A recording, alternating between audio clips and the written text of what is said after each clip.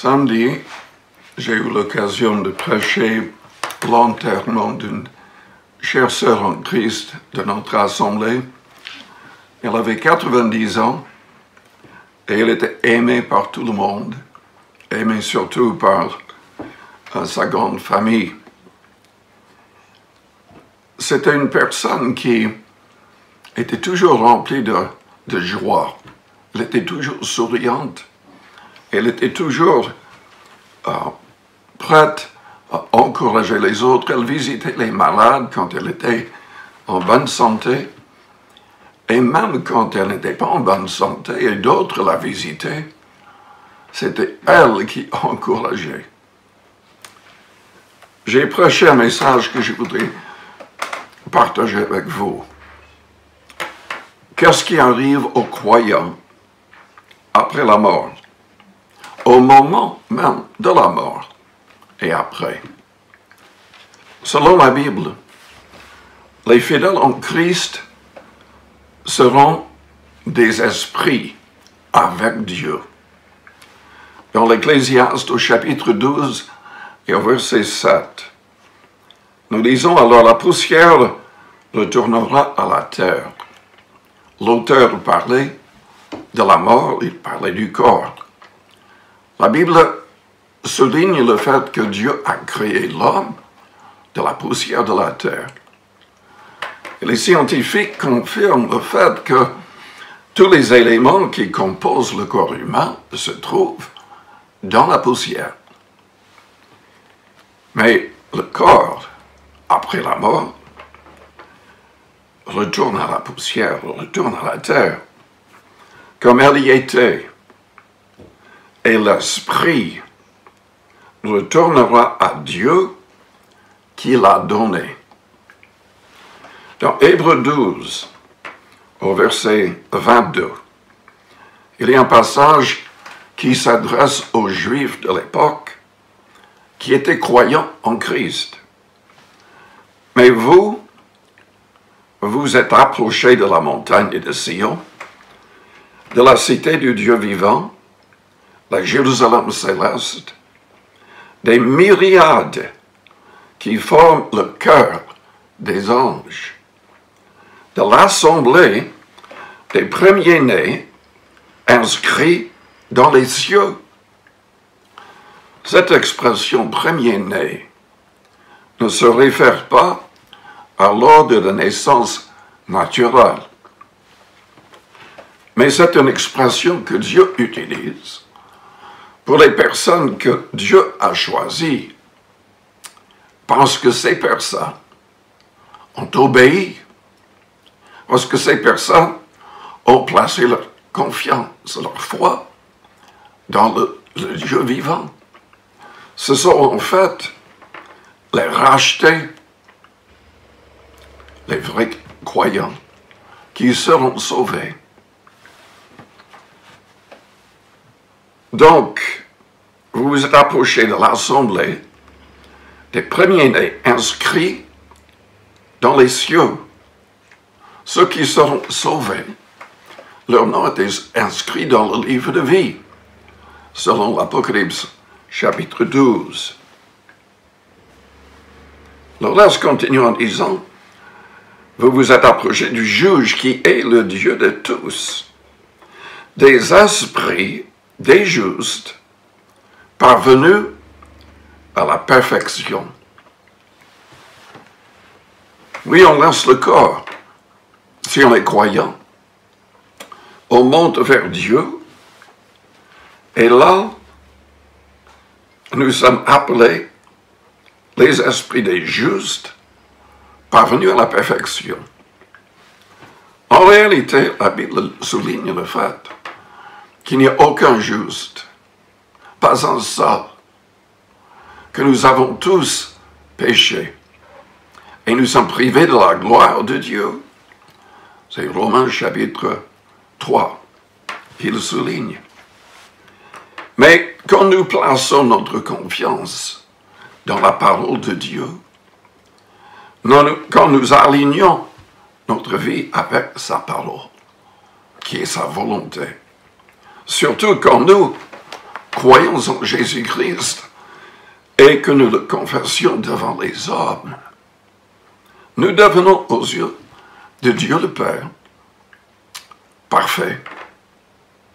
Nous sommes justifiés, juste comme si nous n'avions jamais péché.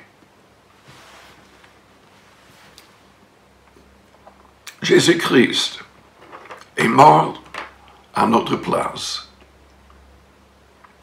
Le troisième jour, Dieu l'a ressuscité d'entre les morts pour notre justification. Ceux qui croient véritablement que Jésus est mort pour nous, lui qui était sans péché, il a accepté de porter le poids de nos fautes, de nos iniquités, de nos crimes, de tous nos péchés. Le troisième jour, Dieu le Père l'a ressuscité, acceptant donc son sacrifice pour chacun de nous. Si nous le croyons, et surtout si nous le confessons devant les hommes, si nous devenons de vrais disciples du Christ, notre nom sera écrit dans le livre de vie. Et immédiatement, au moment de la mort, notre esprit quittera notre corps et nous irons vers Dieu. Dans Luc chapitre 23,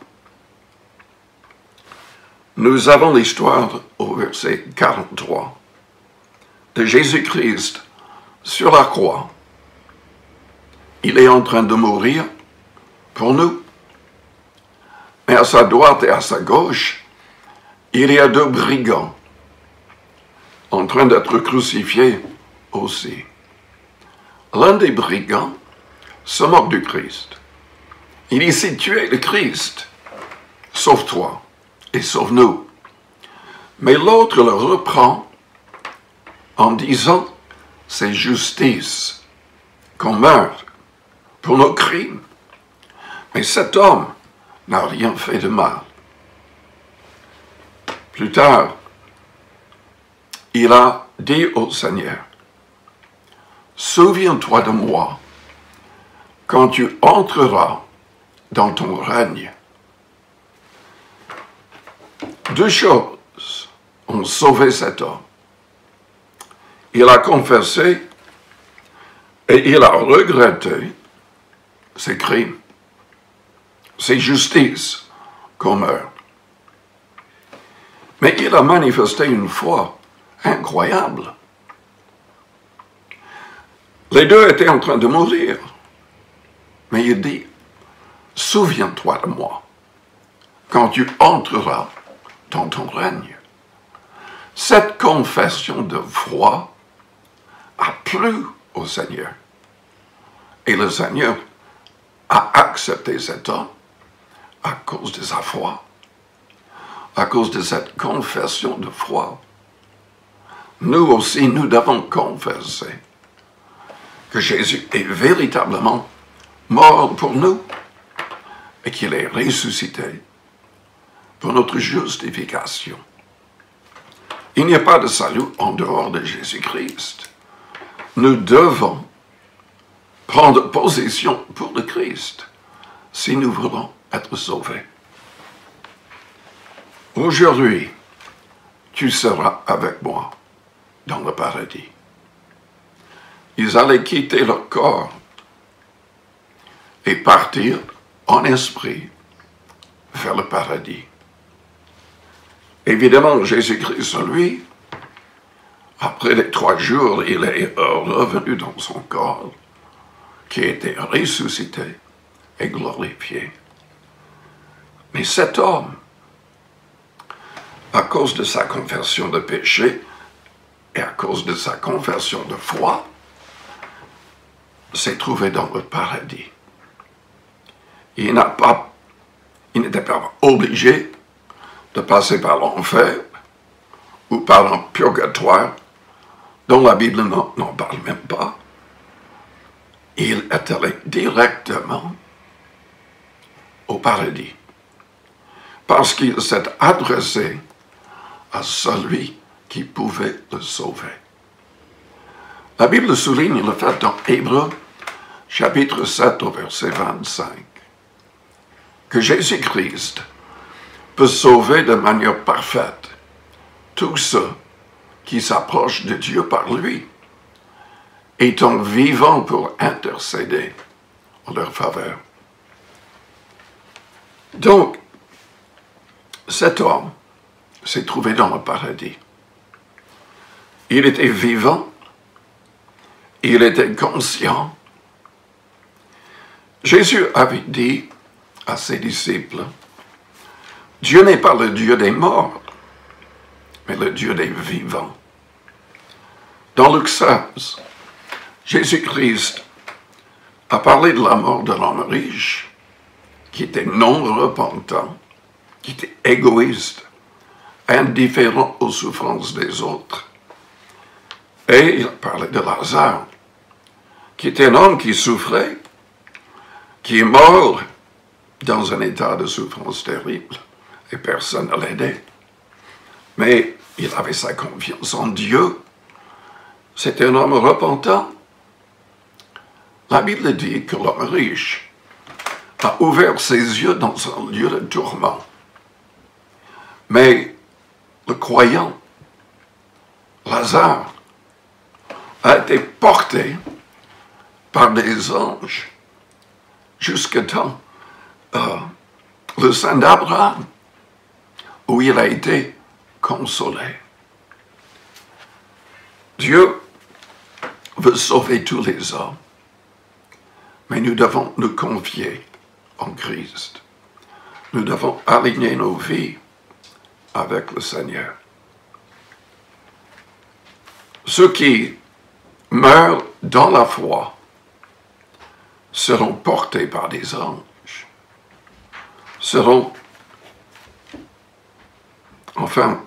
la Bible dit que Dieu ne nous a pas destinés à la colère. C'est dans 1 Thessaloniciens chapitre 5, au verset 9. Il voudrait vraiment que tous les hommes soient sauvés. Dieu ne nous a pas destinés à la colère, mais à l'acquisition du salut par notre Seigneur Jésus-Christ, qui est mort pour nous, afin que, soit que nous veillions, soit que nous dormions, nous vivions ensemble avec lui. L'apôtre Paul, dans son épître aux Philippiens, a dit au chapitre 1er et au verset 21, « Christ est ma vie, et mourir m'est un gain. Mais s'il est utile pour mon œuvre que je vive dans la chair, je ne saurais dire ce que je dois préférer. Je suis pressé des deux côtés. J'ai le désir de m'en aller et d'être avec Christ, ce qui, de beaucoup, est le meilleur. Mais à cause de vous, il est plus nécessaire que je demeure dans la chair. » Paul avait le désir d'aller et d'être avec le Seigneur. Mais vous savez, quand il s'agit de l'esprit qui quitte le corps pour aller vers Dieu, pour entrer dans le paradis, nous sommes limités. Nous ne savons pas vraiment ce qui se passe là-haut. Et il y a certains passages qui sont troublants. On ne comprend pas exactement. Par exemple, dans l'Apocalypse 6, il est question d'âme ou d'esprit sous l'autel qui s'adresse au Seigneur en disant jusqu'à quand est-ce que ça va continuer avec tout ce qui est mauvais sur la terre? Quand est-ce que tu vas juger? Et le Seigneur a dit Et il s'agissait de ces âmes sur l'autel qui avaient été décapitées. Il dit, mais il faut être patient. Il y a d'autres qui seront aussi des martyrs avant que Dieu juge. Dans 2 Corinthiens chapitre 12, au verset 2 à 4, nous lisons, « Je connais un homme en Christ qui fut, il y a 14 ans, ravi jusqu'au 3e ciel. Si ce fut dans son corps, je ne sais. Si ce fut hors de son corps, je ne sais. Dieu le sait. Je sais que cet homme fut enlevé dans le paradis et qu'il entendit des paroles ineffables qui n'est pas permis à un homme d'exprimer. Dieu ne veut pas qu'on sache tout ce qui se passe dans le paradis. Mais nous savons, d'après ce que nous venons de lire, que les gens, en esprit, iront vers Dieu.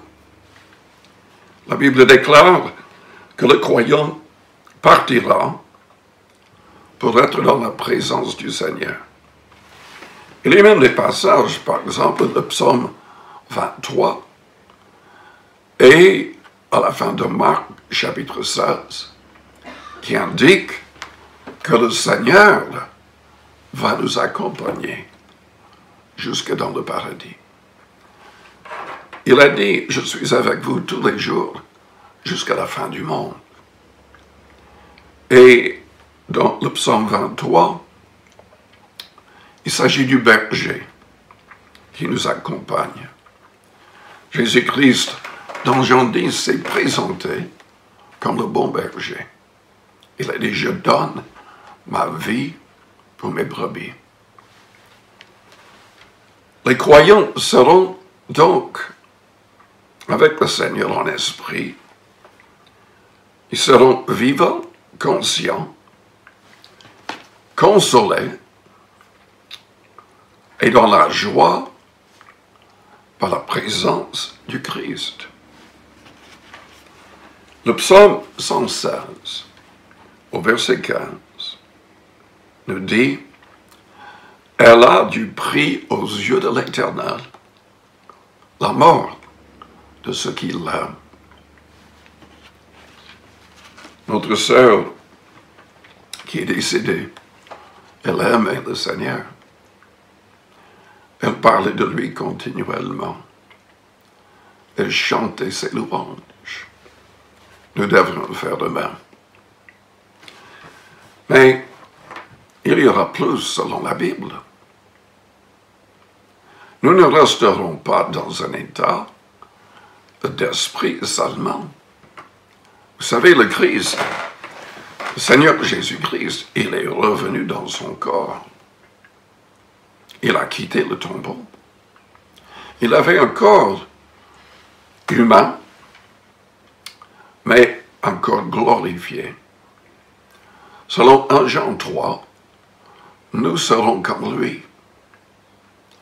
Et la Bible dit que nous serons ressuscités. Oui, Dieu a la capacité de remettre les corps ensemble. Dieu qui a créé l'homme de la poussière de la terre, même si cette poussière est dispersée, il peut tout remettre en place. Et il va le faire. Il y a 2 passages qui parlent de cela. Un premier passage, dans 1 Thessaloniciens, chapitre 4, je commence à lire au verset 13. Nous ne voulons pas, frères, que vous soyez dans l'ignorance au sujet de ceux qui sont décédés, afin que vous ne vous affligiez pas comme les autres qui n'ont point d'espérance. Car si nous croyons que Jésus est mort et qu'il est ressuscité, Croyons aussi que Dieu leur amènera par Jésus avec lui ceux qui sont décédés. Voici en effet ce que nous vous déclarons d'après la parole du Seigneur. Nous les vivants, restés pour l'avènement du Seigneur, nous ne devancerons pas ceux qui sont décédés.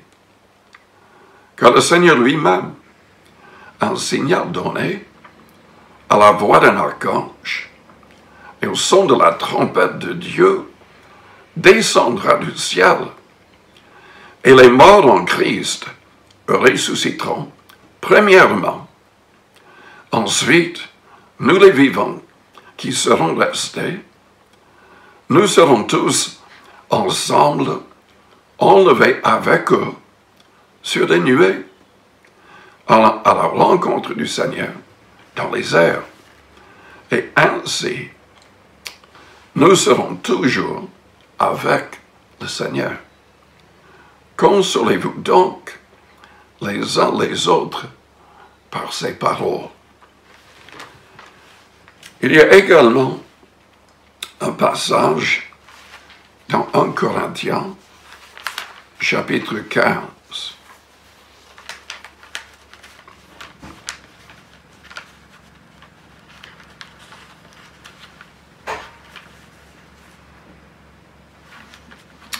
Je devrais peut-être mentionner 1 Corinthiens 3. Nous serons ressuscités. Le corps sera ressuscité. Et tous les croyants seront jugés, non pas à cause de leur faute, mais leurs œuvres seront jugées. Ceux qui meurent en Christ, les gens qui l'ont aimé et ont travaillé pour lui, selon Jésus dans Jean 3, ne seront pas jugés dans le sens d'être condamnés. Mais nos œuvres seront jugées pour que nous puissions recevoir une récompense ou non. Je lis donc dans Corinthiens 3, au verset 8. Celui qui plante et celui qui arrose sont égaux.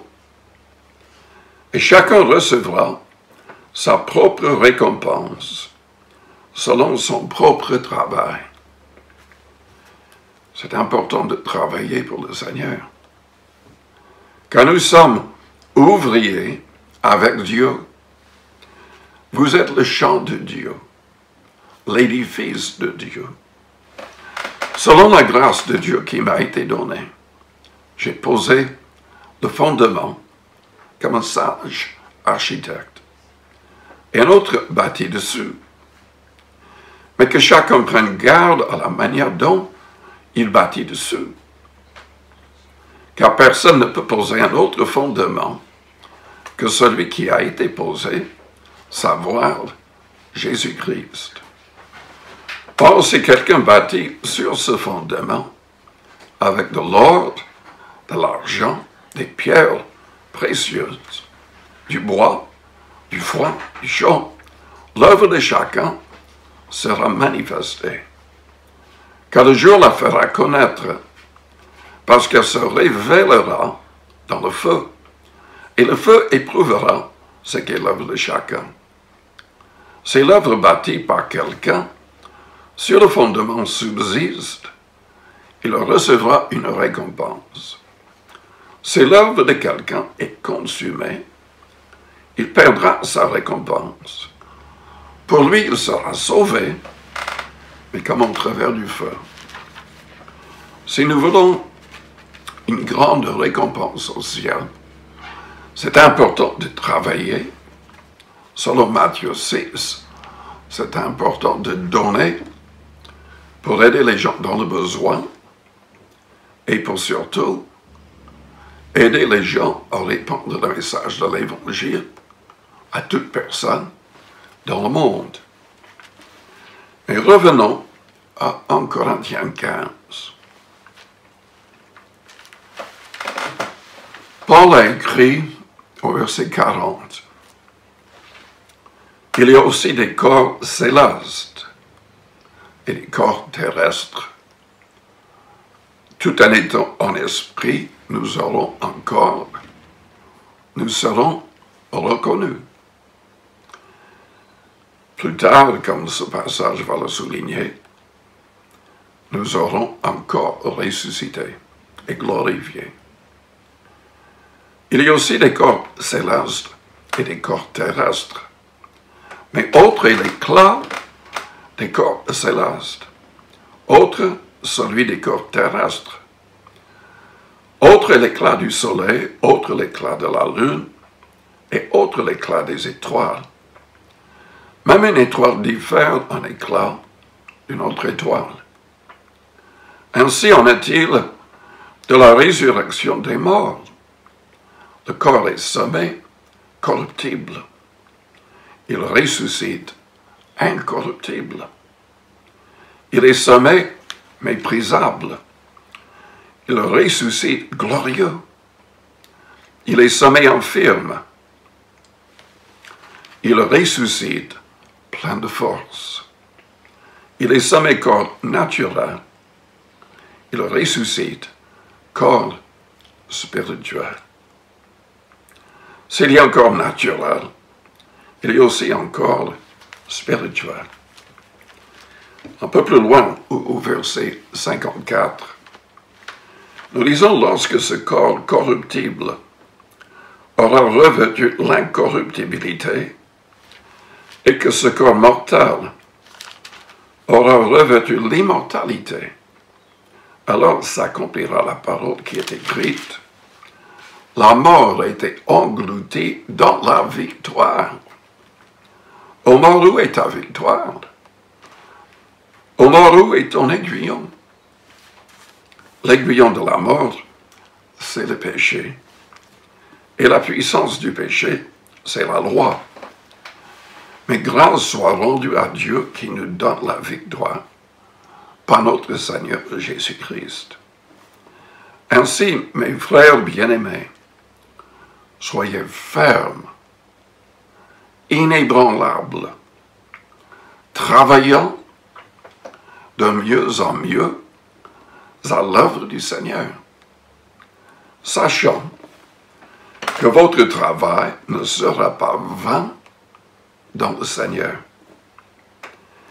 Au chapitre 16, au verset 13, Paul a dit aussi, veillez, demeurez fermes dans la foi, soyez des hommes, fortifiez-vous. On se fortifie par la prière, le jeûne, et par le fait de lire et de méditer continuellement sur les paroles du Christ. Que tout ce que vous faites se fasse avec amour.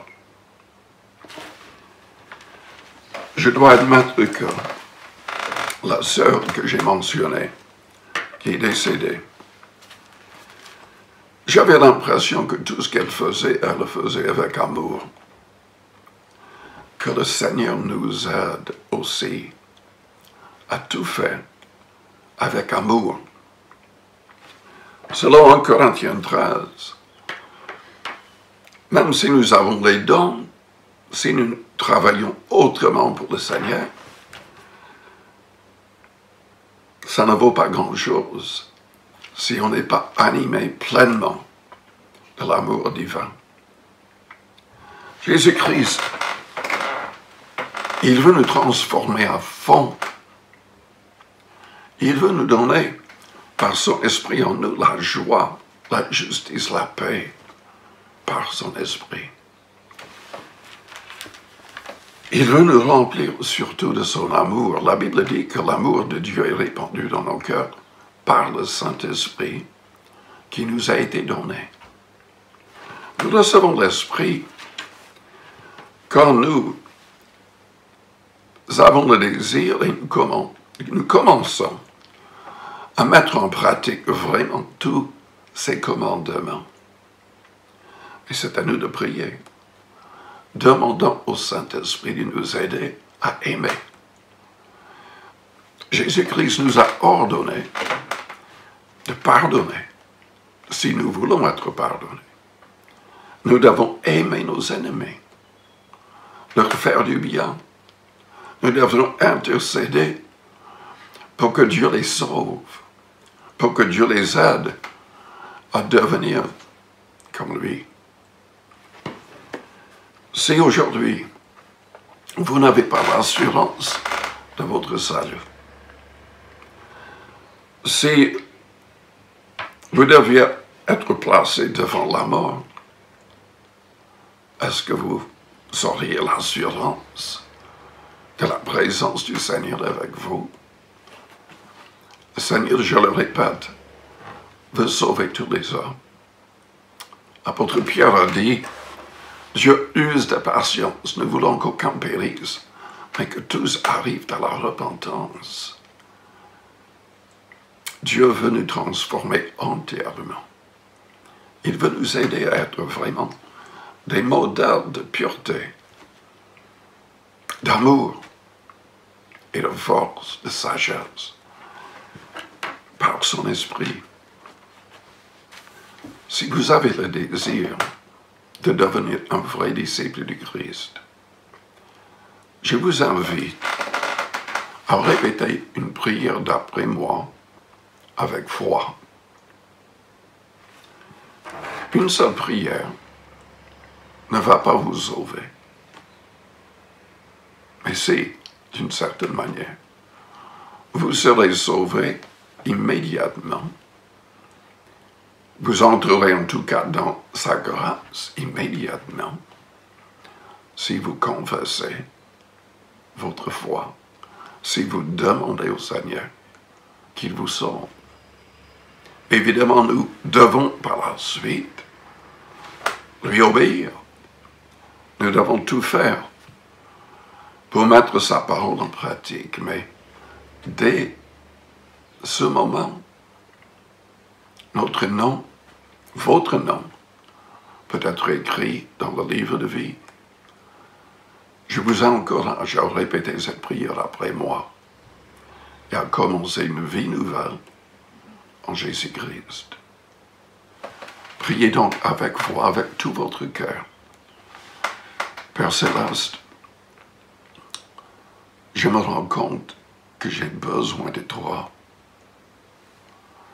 que tu changes ma vie, que tu changes ma manière de penser et de parler,